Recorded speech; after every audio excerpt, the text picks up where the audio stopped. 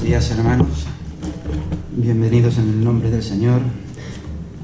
Después de haber estado la mañana esta ensalzando a nuestro Señor a través de nuestros cánticos, ahora vamos a alimentarnos, a fortalecernos con la palabra del Señor, el conocimiento de la misma palabra, para que crezcamos a través de ella, para que sepamos lo que el Señor quiere de nosotros. Pero antes de iniciar el mensaje que traigo para esta mañana, para compartirlo con todos mis hermanos aquí, vamos a inclinar nuestras cabezas y a ponernos en manos del Señor para que sea Él el que dirija esta reunión. Señor y Padre amado, te damos infinitas gracias, oh Dios, por Jesús nuestro Salvador. Te damos gracias, Señor, porque tú eres lo más grande, Señor, que puede y que ha ocurrido en nuestras vidas, Señor. Te damos gracias, Señor, por la obra de la cruz, Señor. Gracias, Señor, porque tu Hijo, Señor, vino, Señor, a padecer y a sufrir lo indecible, Señor, por nuestra causa. Te damos gracias porque a través de su sangre, Señor, tú nos ves limpios, inmaculados, sin mancha alguna, Señor. Te damos gracias, Señor, por todo ello, Señor, porque a Él le costó sudores de sangre, Señor. Le costó, Señor, sabiéndolo a lo que había venido, Señor, a medida que se acercaba ese tiempo, Señor, para, Señor, pagar, Señor, por el pecado que teníamos nosotros en sí, Señor. Porque por gracias, Señor, por esa gracia tuya, Señor, hemos sido salvados, Señor. Y, Señor, te damos gracias ahora porque no tenemos más que darte esa gratitud que tú te mereces, oh Dios, Señor. Y, Señor, es nuestro corazón el que se vuelca a través de ellos, Señor. Hemos estado, Señor, como he dicho, alabándote, glorificándote, Señor, a través de nuestros cánticos, Señor, a través de nuestras oraciones. Y queremos seguirlo haciendo ahora a través del mensaje de tu palabra, Señor. Gracias, Señor, por permitirnos, Señor, esta mañana, una vez más, Señor, abrir tu palabra y hablar de ti, Señor.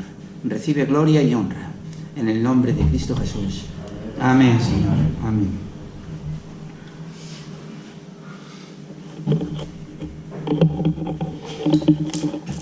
Creer en fe.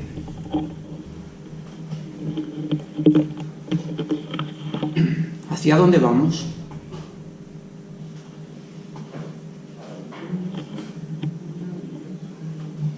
Esta mañana el tema va a ser y es lo que es la carrera cristiana.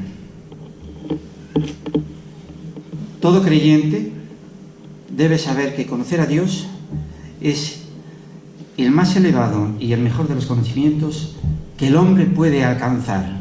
Y este conocimiento llega a ser tan fuerte, de fortaleza espiritual para el creyente. A medida que tenemos conocimiento en el Señor y en la palabra, conocemos más al Señor y es una fortaleza más que nos va dando, porque el conocimiento fortalece la fe. El conocimiento fortalece la fe. Sin conocer no podemos, la fe no puede fortalecerse. En las Escrituras se habla a menudo de los cristianos como seres iluminados y enseñados por Dios. Se dice que tienen la unción del Señor, y es cierto, el creyente tiene la unción del Señor, porque el mismo Espíritu Santo tiene la misión de guiar y conducir al creyente a toda la verdad, y en toda la verdad, porque la palabra de Dios es verdad. Decirlo así como símil, que el conocimiento pinta el retrato de Jesús, y cuando lo vemos en imaginación, entonces es cuando lo vamos conociendo, lo vemos, y entonces es cuando lo amamos al Señor, porque ahí lo vamos conociendo a medida que vamos meditando en su palabra, y entonces nos lo imaginamos y es cuando lo amamos, porque no podemos amar a nadie si antes no se le conoce. No se puede amar si antes no se le conoce. Es imposible que a mí me diga un hermano que ama al Señor si luego no lo conoce. si luego no lo conoce? No le puede amar al Señor. Igualmente que, como decimos que el conocimiento fortalece la fe, el conocimiento también fortalece la esperanza. ¿Cómo se puede esperar una cosa si ignoramos que tal cosa existe? ¿Cuántas veces dicen, esto allá está quien lo escribió? Y se desconoce totalmente cómo fue escrito. Claro que fue escrito por hombres, sí, porque dicen muchas veces que lo ha escrito un hombre. Pero ese hombre ha sido llevado por la luz del Espíritu Santo para escribir esa historia espiritual que tenemos a través del libro sagrado como es la Biblia.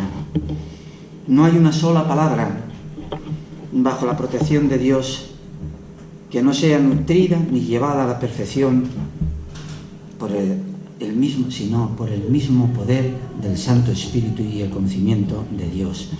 A veces pensamos que la salvación es fácil, y ser cristiano pensamos igualmente que también es fácil. Con venir a los cultos de vez en cuando ya todo compromiso está cubierto. El cristianismo conlleva santificación, y el camino de la santificación, queridos hermanos, no es tan fácil. El camino de la santificación no es tan fácil. Me podrás decir, ¿y por qué no? Si yo vengo por la mañana y me gozo aquí cuando estoy sentado, pero luego ya cuando salgo ya no me acuerdo más de lo que, ni a veces del mensaje que el hermano que ha estado predicando en la mañana, ni siquiera el mensaje que ha dado se acuerda ya de ello. Y entonces podríamos decir que esa clase de cristianismo,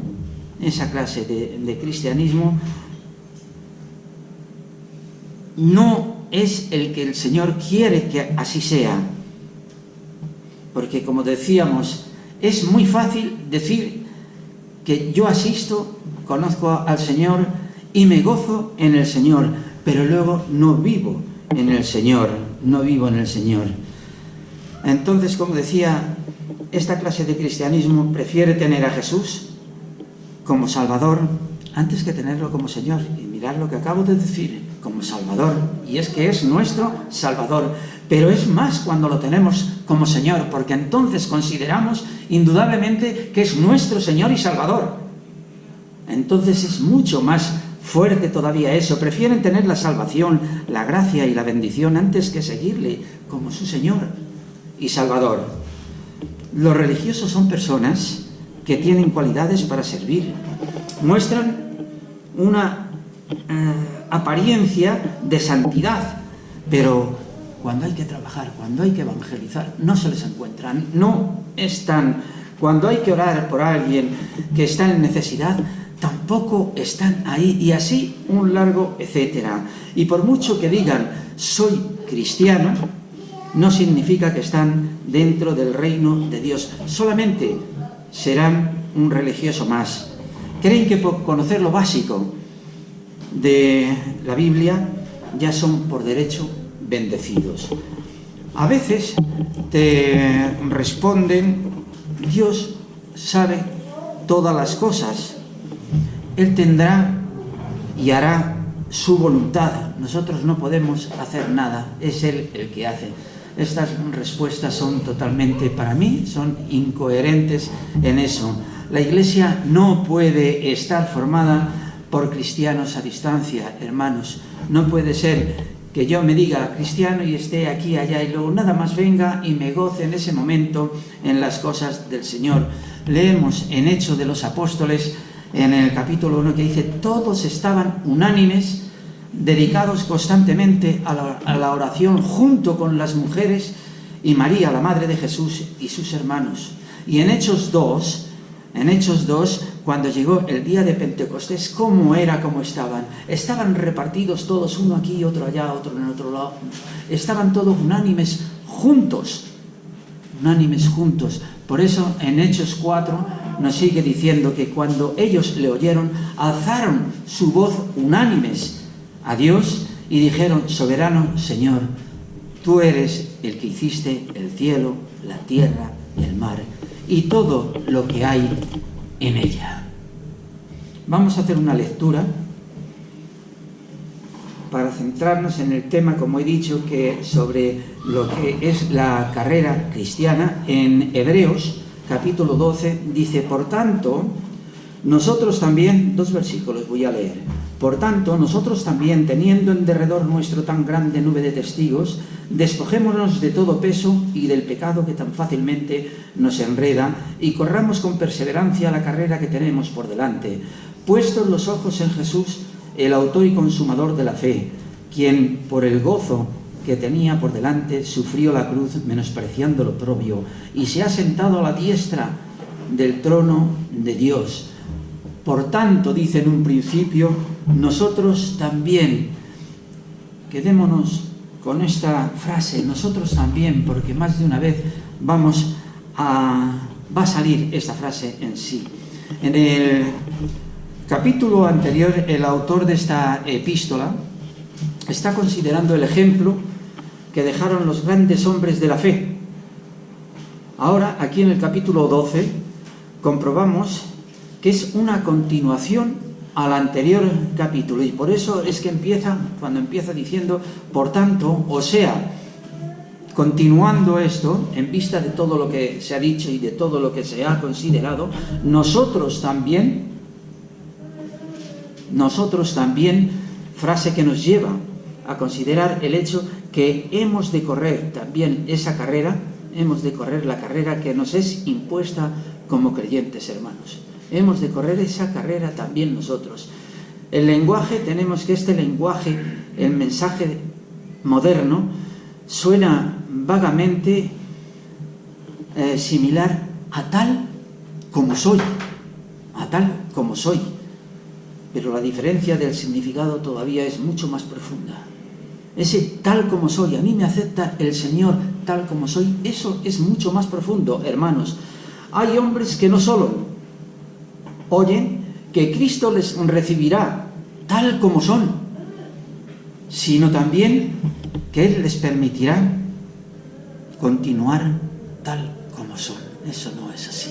¿Dónde está ese cambio de 180 grados que cuando uno nace de nuevo, cuando uno es convertido, cuando uno cree en el Señor, hay un cambio total? Debe haber un cambio total. No puede estar y decir, a mí me considera tal como es y así me ha creado y así soy yo. Tiene que haber un cambio en esa persona. Muchos creen que pueden acudir a Cristo, recibir perdón y vida eterna y marcharse como si nada hubiera pasado y seguir viviendo como les plazca, y esto no es así, hermanos, esto no es así.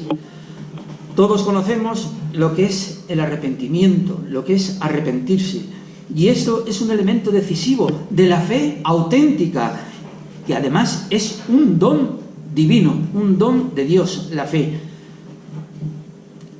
Como nos dice en Efesios, por gracia sois salvos por medio de la fe.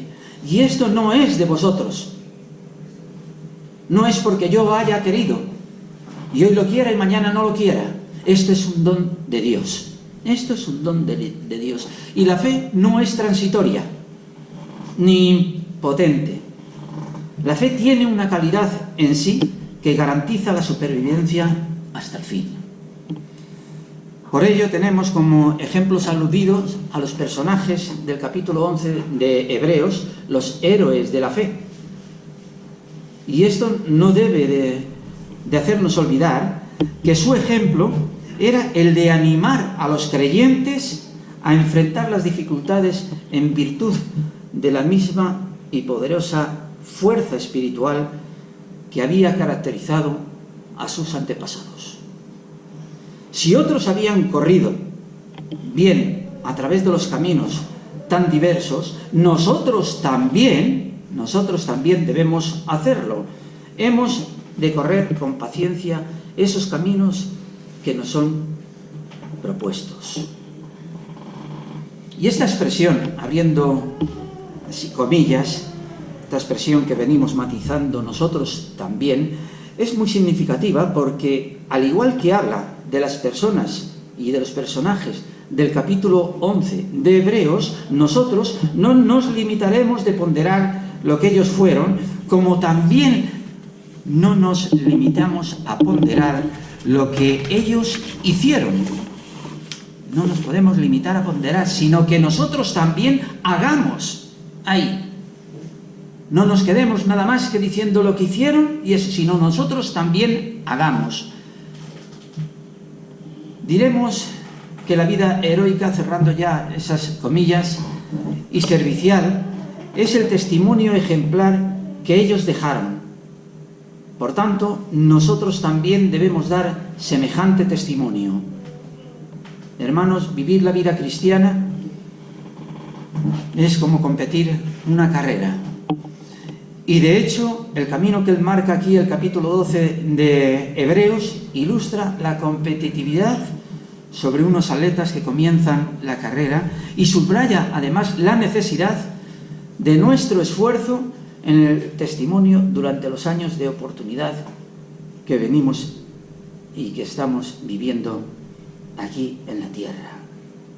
Se me viene ahora el recuerdo de ya hace años, el día 1 de mayo, cuando se hacían estas salidas de iglesia, allá en Barcelona, hacíamos una salida de todo Barcelona, inclusive hasta de Gerona, que nos juntábamos allí, pues más de 15 autocares de 60 plazas, tremendo, un gozo tremendo y enorme, pero allí compartíamos la palabra, compartíamos la amistad, y al mismo tiempo se hacían juegos, como también se hace aquí cuando se salía. Este año no ha podido ser, aquí cerca de San Lorenzo del Escorial, en Río Frío.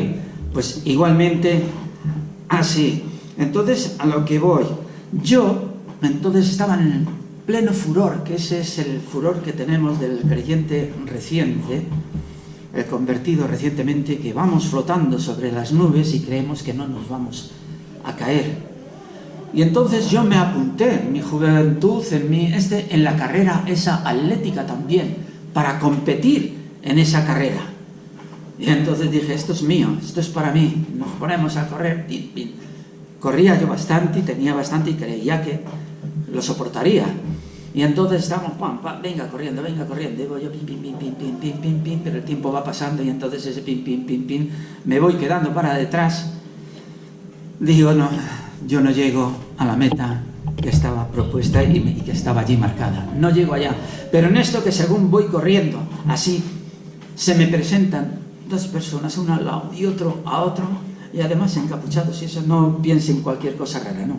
Eran dos hermanos con nombre y apellidos, que era Pedro Sacristán y David Costa. Eran los dos hermanos que se pusieron uno a cada lado y empezaron a animarme y a decir, venga, tienes que seguir hasta esa meta que está propuesta allá. Digo, yo ya no puedo. Yo creía que me comía el mundo. No puedo continuar. Venga, y venga, y venga. Y este es lo que el creyente debe ir haciendo. Como nos dice ahí en Filipenses, que nos dice, siguiendo la meta al premio del supremo llamamiento de Dios en Cristo. Esta es la comparativa que hay con la carrera atlética, seguir a ese premio que íbamos a recibir, que era el 1, el 2 y el 3. Los demás pues nos darían el papelito, pero era el llegar allí y la animación de los hermanos para llegar allí. Y esto es lo que ocurre en la iglesia, hermanos, también. Cuando vemos que uno no va, porque como sabemos esa competitividad que es la vida del creyente, del cristiano, entonces cuando vemos que uno se apoca, se apaga, se va quedando ahí, entonces hay que animarle. Hay, como en otras veces he dicho, ese carbón que se ha ido apartando y se va apagando, arrimarle al fuego para que tenga esa viveza y que siga adelante. Existe un dicho que dice que todas las comparaciones son odiosas.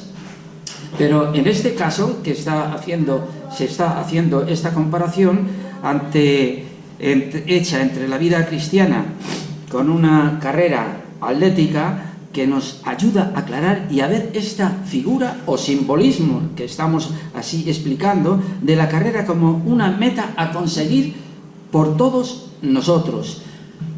Igualmente, hermanos, el autor de Hebreos nos dice también que parece ver, sentados ahí en las gradas, hemos leído así, como espectadores a manera de una gran nube de testigos en derredor, contemplando esos esfuerzos de esa nueva generación que se apresta a llegar a la meta. Esa generación la podemos dejar para otros, o podemos ser nosotros esa generación. ¿Podemos ser esa generación? Claro que lo somos, hermanos. Somos esos testigos y somos esa generación. ¿Cómo no? Es que lo somos, es que lo somos. Pero por ello nos estamos esforzando en nuestra responsabilidad, en la etapa que nos corresponde a cada uno, con el fin de ser dignos de quienes nos precedieron y nos preceden. Así debe de ser la vida del creyente, ya que se encuentra rodeado de personas que presencian su vida y son testigos oculares que conocen a pie juntillas todos nuestros hechos, pero hay uno que lo conoce más que nadie, porque es Dios, es el testigo principal de nuestras vidas, de cuánto hacemos y cuánto no hacemos. Nuestra familia es igualmente testigo de nuestro hacer, y la sociedad en la cual formamos, hermanos, es testigo también de nuestras vidas. En cuanto a la vida espiritual se refiere a honesta, tenemos que esta vida es confiada por el ejemplo de aquellos que la vivieron ya anteriormente, por lo que podemos entender que es posible tener vida espiritual honesta. Es posible tener vida espiritual honesta. Y para ello, hermanos, para ello nada más hay que ser obedientes, simplemente obedientes a la palabra y actuar conforme a la misma. ¿Qué es lo que aquí nos está diciendo la palabra? Para esa honestidad, despojémonos, hermanos, de todo peso.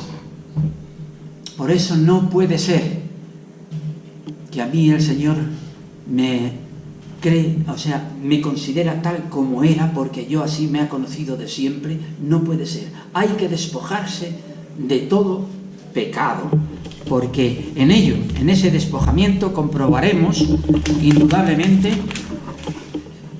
la soltura de nuestra ligereza y, por consiguiente, nuestra aceptación. Y una de las competencias principales dentro de los Juegos Olímpicos era la carrera, en las cuales los corredores hacían dos cosas para poder competir y poder competir eficazmente. Una era reducir indudablemente el peso para estar más ligeros, y para ello necesitaban una disciplina, tenían que estar disciplinados y además hacer una dieta rígida. Y segundo, quitarse los mantos y las túnicas, hablando en aquellos tiempos, que entonces el hombre usaba túnicas. En estos tiempos sería quitarnos la ropa normal y ponernos una ropa más ligera y adecuada para ello. No se puede considerar ni imaginar uno el papel tan ridículo y absurdo que llegaría a hacer un atleta que se dispusiera a correr la carrera vestido con traje, con corbata y encima con un maletín en la mano. ¿Qué esperanza se podría albergar sobre tal personaje? Además de tacharle de ridículo y de loco, y ese ridículo que haría. ¿No sabéis, nos dice en 1 Corintios, que los que corren en el estadio, que la iglesia del Señor, estamos ahí compitiendo en ese estadio, todos a la verdad corren, todos a la verdad corren, vosotros también, dice Pablo en Gálatas, y a los Gálatas, corríais bien, vosotros también corríais bien. ¿Quién os estorbó para no obedecer a la verdad? ¿Quién os estorbó? La causa la vemos, hermanos, en la incredulidad. La incredulidad como ese factor principal a la desobediencia frente a los claros mandatos de Dios. Notamos los avisos frente a la posibilidad de la esperanza que ha de perseverar en el camino, se ha de perseverar en el camino del Señor. Y es por ello que ese acto de despojamiento es el principio de ese progreso espiritual. Es ese principio. Nadie puede cultivar lo bueno, lo grande, lo santo, a menos que se desembarace de lo malo, lo indigno y lo bajo.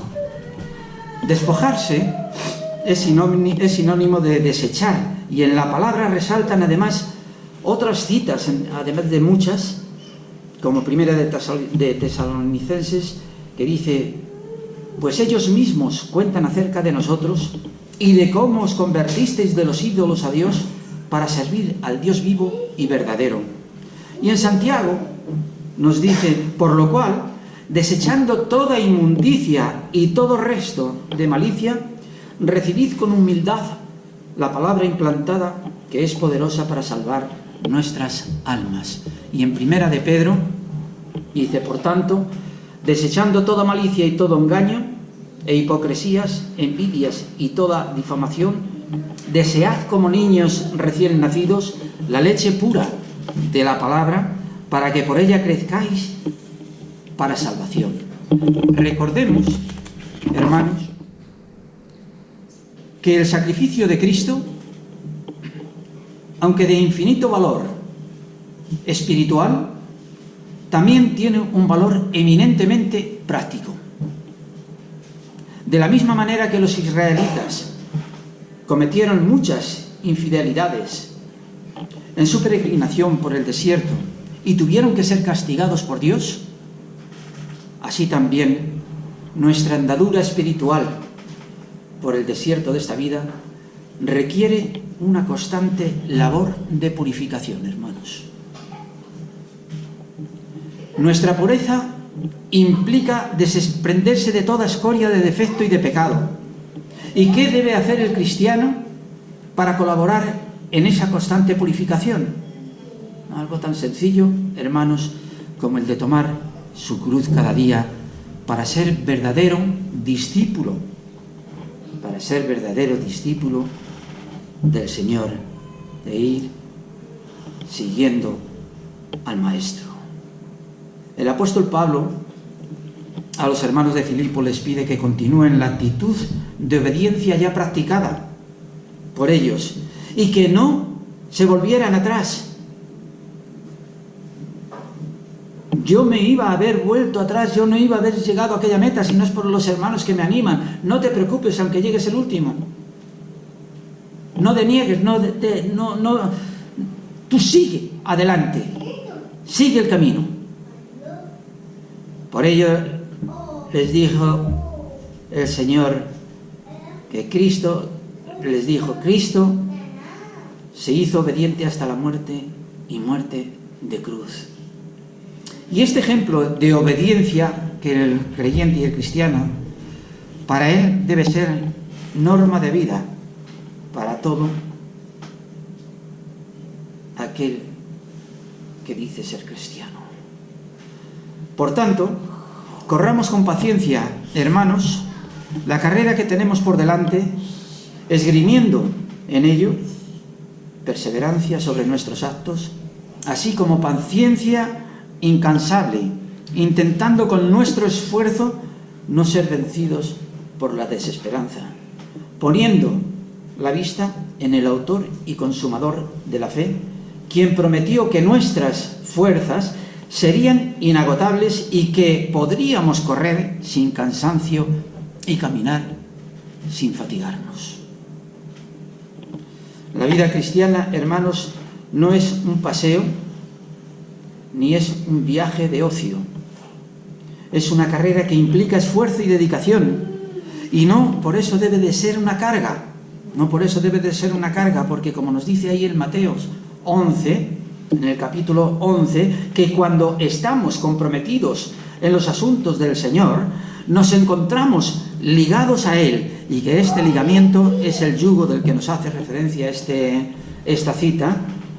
Mi yugo es fácil y ligera mi carga. En esto consiste la vida del cristiano. Esto es el todo de lo que es la vida espiritual, una relación estrecha con Jesús para que nunca desaparezca de nuestra vista la soberanía y el señorío de Cristo. ¿Qué fue lo que le pasó a Pedro cuando dejó de mirar a Cristo? Se hundió en las aguas. Se hundió en las aguas cuando dejó de mirar a Cristo. El pensamiento que comunica estas palabras es una realidad gloriosa.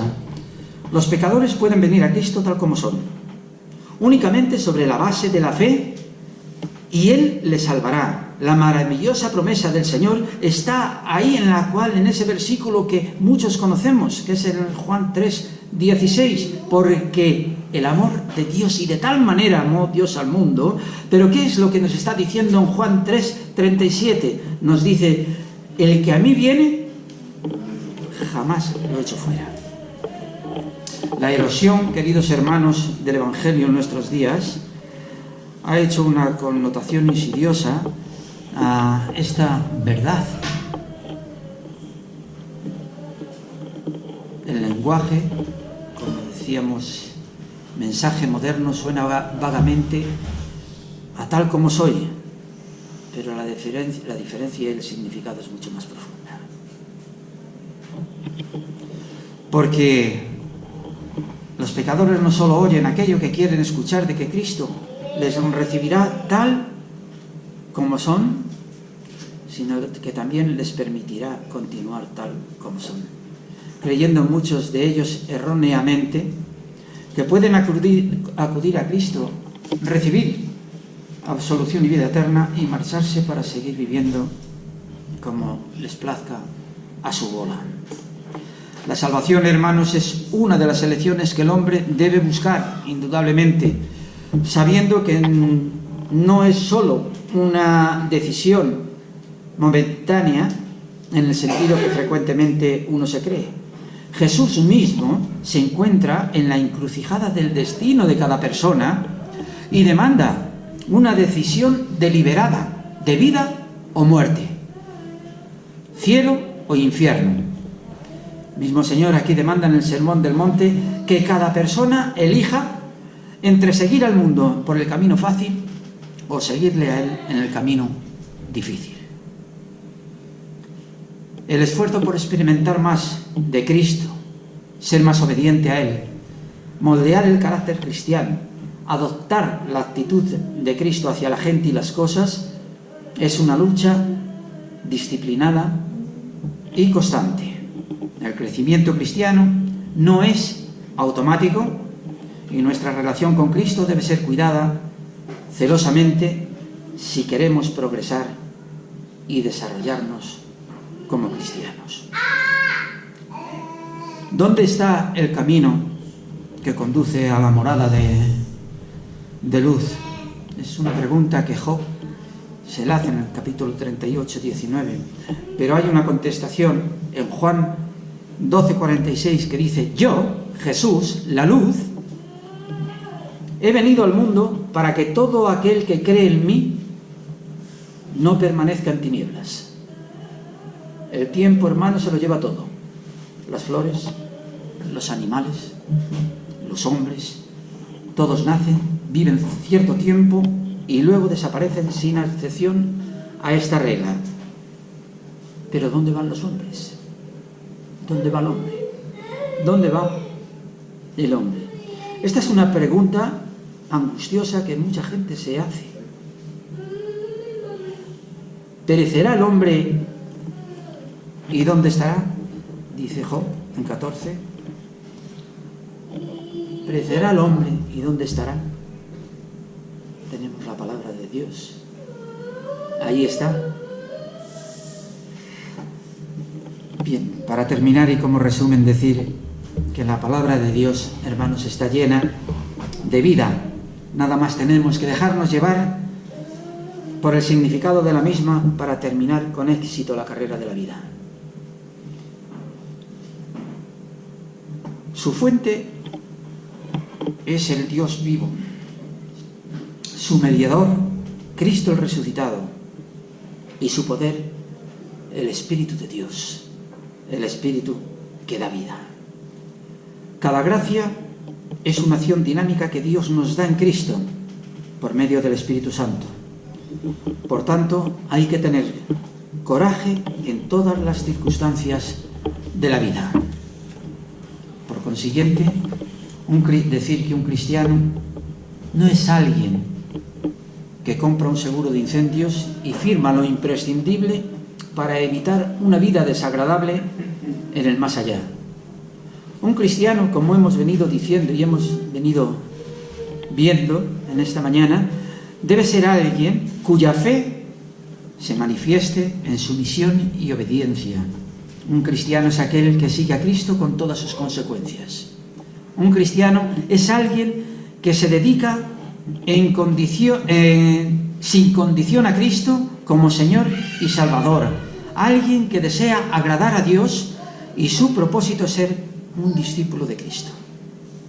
Por grande, hermano, que te parezcan las dificultades, ten la certeza de que puedes superar todas las persistencias y la fuerza que proviene de lo más profundo de ti mismo, pero con el calor y el dinamismo que influye el Espíritu Santo.